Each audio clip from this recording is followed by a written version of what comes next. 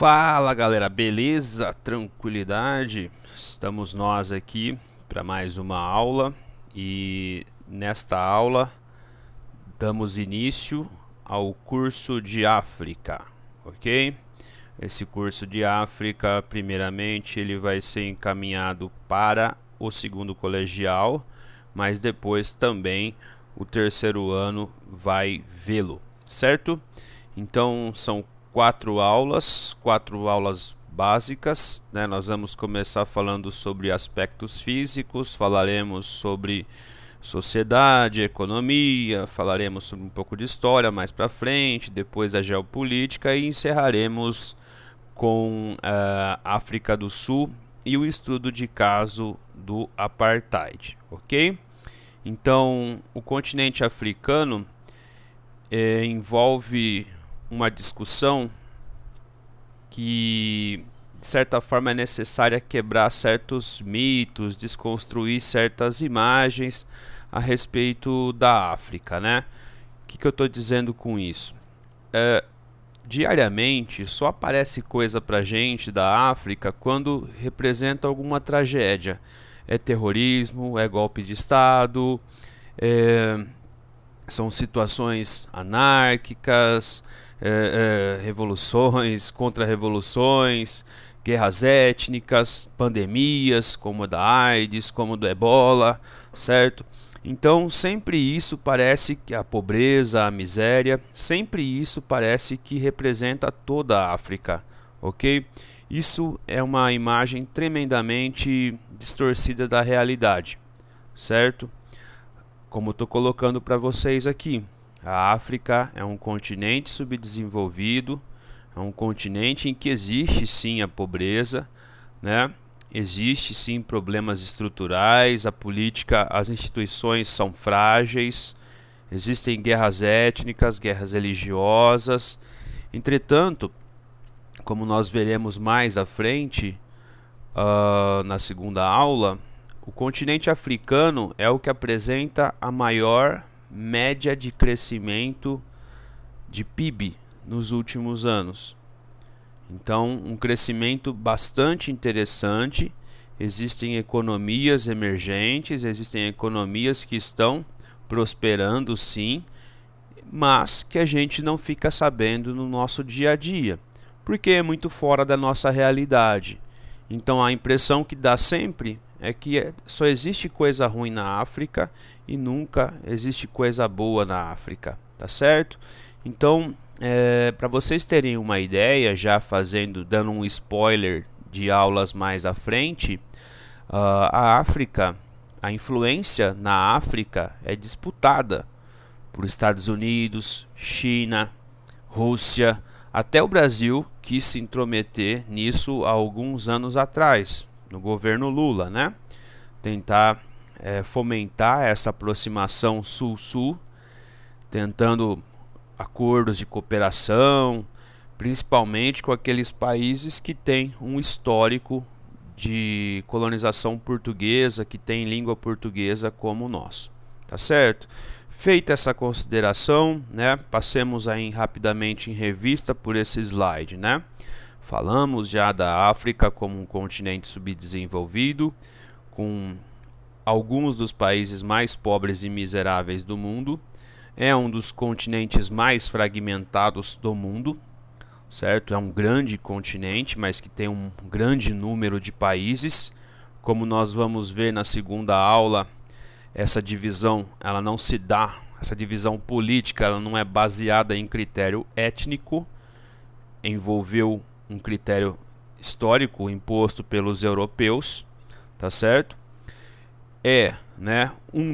A grande contradição socioeconômica da África, né, enquanto continente, é um continente que tem muita pobreza, mas que tem um potencial de riqueza muito grande, não só em recursos minerais e energéticos, mas principalmente também em população. Dentre todos os continentes do mundo, a população africana é a população mais jovem de todos. Nós vamos aqui estar mencionando a questão do bônus demográfico, né? Se a população mais jovem é uma população que pode trabalhar mais, gerar mais riqueza, ter menos gastos com saúde, menos gastos com previdência, tá certo? Então isso tem que ser levado em consideração, ok? Nós vamos falar muito desses problemas do último item, né, nas próximas aulas, principalmente a questão étnica, religiosa. A África é um dos países, dos continentes que apresentam o maior índice de corrupção política do mundo, né, assim como a América Latina, e o autoritarismo é uma marca de vários ou da grande maioria dos países, ok? Essa é uma apresentação, ok? Nós não vamos falar sobre isso nessa aula. Nós vamos dar nessa aula sim uma ênfase aos aspectos físicos, tá certo? Então, aspectos fisiográficos, trabalhar com geografia física da África, clima, vegetação, hidrografia, tá certo? Então vamos lá. Primeiramente, né, a África é um grande continente e ele é um grande continente em matéria latitudinal. Significa que o continente africano ele se inicia, né, na transição de uma faixa mesotérmica para uma faixa tropical. Ele passa pela faixa equatorial, ele passa de novo pela faixa tropical, né, e já tem um pedacinho da África que fica sendo subtropical sul, ok? Então ele é um grande continente latitudinal. Obviamente que por ser um continente quente, a gente já deduz o quê? Que a maior parte da África esteja dentro de uma zona intertropical, ok? Então ele vai estar cortado pelos três grandes paralelos. Então, se eu estou dizendo que ele, né, abrange toda a área intertropical, significa que o norte é cortado pelo Trópico de Câncer e o sul, né, pelo de Capricórnio. Então, essa gigantesca massa vai estar entre os trópicos. E isso já é um indicativo do quê? Né, de que é um continente tropical.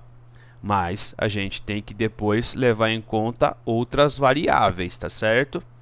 Como a altitude, tá certo? Então a altitude mesmo, em determinados casos, ela pode minimizar o efeito da latitude, como nós aprendemos no ano passado.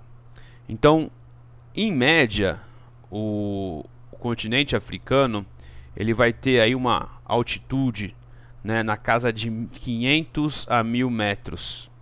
Então nós vamos ter muitos planaltos, alguns mais antigos, né, alguns mais desgastados e alguns mais novos. Nós vamos ter elevações e nós vamos ter fossas, né? Nós vamos ter umas fendas que a partir, né, do degelo da era glacial formou grandes lagos. Nós vamos ver isso com mais detalhes mais à frente. Falamos na teoria, vejamos agora na imagem. Então veja, né? Aqui nesse primeiro mapinha, nós temos de norte a sul, de leste a oeste, são mais de 7.000 quilômetros de distância de um extremo a outro. Veja que o continente africano ele é pouco recortado, né? Ele não existe península na África, ao contrário da Europa. Nós temos alguns golfos, Golfo da Guiné, Golfo de Benguela, né? Golfo de Aden aqui entre África e Ásia, uma grande ilha que é Madagascar. Veja aquilo que eu disse, né? Uma área ao norte é considerada subtropical ou de clima mesotérmico. Uma grande área intertropical e uma pequena área ao sul subtropical ou mesotérmica, né? No caso do Cabo da Boa Esperança, a gente já pode considerar que seja um ponto mesotérmico ou de mesotérmico seria clima temperado, tá certo? Veja nesse mapa, né? Quanto mais amarronzado, mais escuro, mais alto. Quanto mais clarinho, mais baixo. Então, se a gente fosse dividir o continente africano em área ocidental e área oriental, a área ocidental seria mais baixa, na média, e a área oriental seria muito mais alta. Na área oriental, como vocês podem ver na apostila, nós chegamos a ter aqui pontos de mais de 5.000 metros de altitude, como o Kilimanjaro, né? Ou de mais de 3.000 metros de altitude, como o Drakensberg, na África do Sul. Então essa região aqui é uma região bastante alta. Eu estava fazendo uma pesquisa, Kigali, em Ruanda, mais ou menos aqui, ó, nessa região, tem 1.500 metros de altitude. É a altitude de Campos do Jordão, só que está na linha do Equador, né? Eu vi que a temperatura máxima hoje seria 29 graus. Então você imagina 0 grau, 0 metro de altitude, o calor que não é e a umidade que não é. Então essa região aqui, por conta da altitude, é uma região com climas mais amenos, tá certo? Vejam que no quesito hidrográfico, a África não tem tantos rios. Nós vamos ter alguns importantíssimos rios, como o Rio Nilo, a bacia hidrográfica do Nilo, a bacia hidrográfica do Níger e o principal rio africano, né, em matéria de volume de água, que seria o Rio Congo. Então essa região é uma região de clima equatorial, tá certo? Veja aqui no planalto dos Grandes Lagos que tem o Grande Lago, que é o Lago Vitória. Atenção para essa região aqui, ó, que nós vamos ver com mais detalhes no próximo slide. Essa região eles chamam de fenda africana, fenda da África Oriental. Então aqui nós temos duas placas tectônicas divergentes, e essa divergência ela está fazendo com que exista um descolamento dessa região da placa africana da Somália, dessa placa africana da Núbia, ok? Então no passado já houve, né, oscilações, né, tectônicas. Já houve uma movimentação tectônica vertical que a gente pode ver nessa imagem aqui. Significa então que, né, essa região ela foi afundada, ela passa por um processo de depressão, enquanto essa região foi soerguida.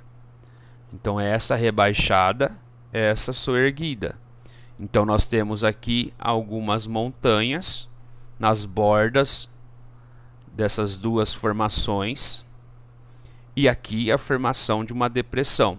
Então aqui é um processo epirogenético, é um processo vertical. A tectonia fez com que algumas áreas fossem soerguidas e outras áreas e uma outra área fosse rebaixada. Essa é uma situação. Aqui nós temos outra situação, né, como nós vamos ver aqui. Esse foi um acidente geográfico que aconteceu há uns 2, 3 anos atrás e mostra visualmente as placas se separando. Então essa fenda aqui, né, ela vai ser obviamente um grande problema para o futuro desses lugares. Cada ano que vai passar, essa fenda vai aumentar. E não adianta que nada vai fazer isso parar. Então vai ter que existir obras de engenharia, né? Aqui os nossos queridos engenheiros vão ter que quebrar bastante a cabeça. Essa separação vai levar muito tempo, milhões de anos talvez, para chegar a esse nível aqui. Mas isso aqui, né, é um problema já atual para os países, porque a fenda vai cada vez mais aumentar. Isso por conta do quê? Por conta do movimento de divergência de uma placa e de outra. Certo?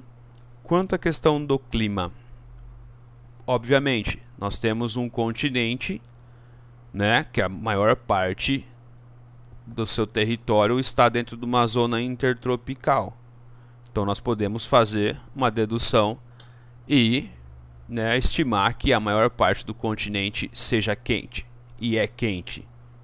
Muito também porque, né, representam baixas latitudes, né, áreas muito próximas de mar, influência do mar também.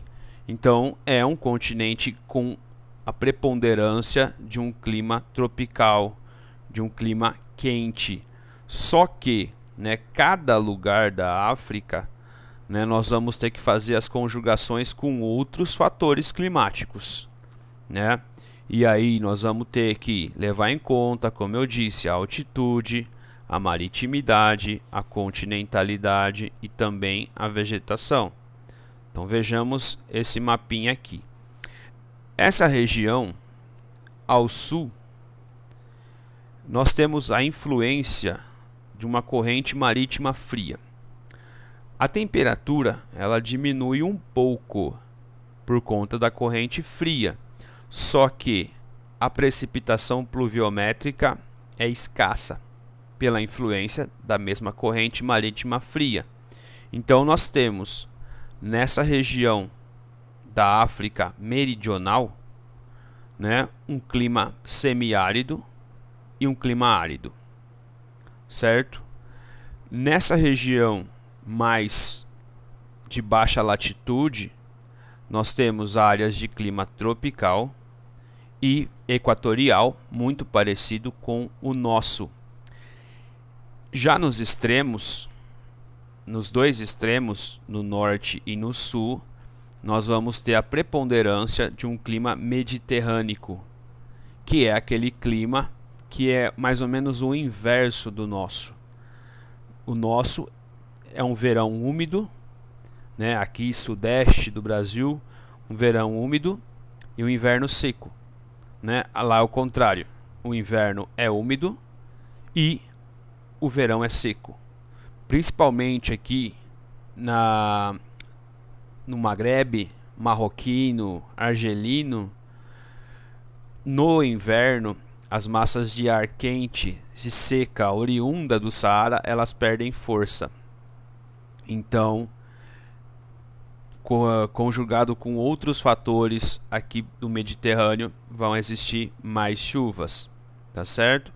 Então, vejam que em alguns lugares, né, nós vamos ter aqui uma transição. Por exemplo, aqui nós temos um deserto e aqui nós temos um deserto. E aqui nós temos uma faixa amarela que representa um clima semiárido. Esse lugar aqui é chamado de Sahel, tanto aqui quanto aqui. É uma área de clima semiárido, com vegetação de estepe. Então, já que eu citei vegetação, saibam o que, né? A vegetação africana, ela é um reflexo do clima. Então, a vegetação vai ter uma relação muito forte com a questão climática. Como eu retirei aqui da apostila, a diferenciação climática e paisagística é muito condicionada pela distribuição de chuvas. Então, é aquela regrinha básica, né, da geografia física. Para que uma vegetação se desenvolva, é necessário que exista a combinação de luz, umidade e calor, principalmente.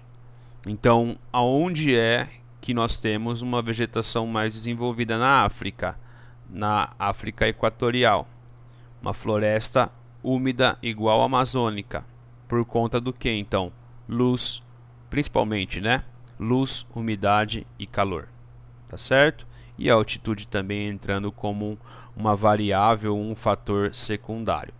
Então, em regra geral, quanto maior a carga de precipitação de chuva, né, maior é o porte e a variedade relacionada à vegetação.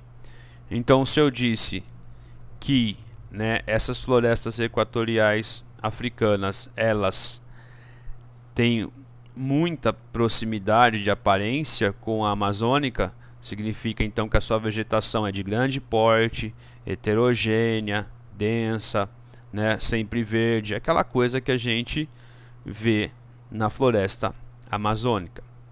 Vejam aí o mapa de vegetação. Percebam então que se a gente for fazer uma relação, né, de cores entre os tipos climáticos, nós vamos perceber que existem, né, as cores poderiam ser sobrepostas aí as categorias na vegetação, tipo climático, os domínios seriam quase que os mesmos. Só vai mudar a questão do tema de clima, tipo climático para a vegetação, tá ok? Então, o deserto, a estepe, que é a área semiárida, a vegetação mediterrânea, a floresta equatorial e a savana. A savana, ela se aproxima muito do nosso cerrado. E a savana africana, ela vai ter uma riqueza muito grande de fauna, né? A gente vê bastante turismo nesses lugares, turismo safari, certo? Então é uma forma de os africanos conseguirem renda a partir de um domínio fisiográfico, né, como a savana. Vejamos algumas paisagens. Eis o deserto, como o Saara. Eis aqui um afloramento de água em alguns lugares, né, os lençóis freáticos eles conseguem chegar à superfície. Então, geralmente nesses lugares, tanto na África como na Ásia, nós vamos ter cidades, plantações no entorno. E aqui é um oásis africano. Então veja, né? A água traz possibilidades.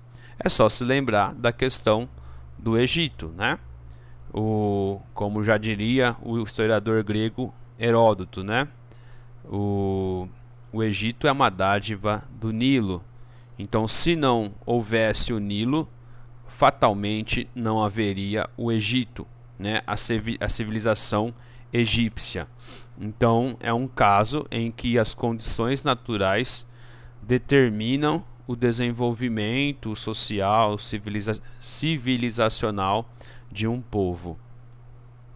Eis a savana, né? Como eu disse, bastante parecida com o nosso cerrado, vegetação de pequeno e médio porte, uma fauna riquíssima e aqui um animal típico, né, da savana africana, que é a girafa.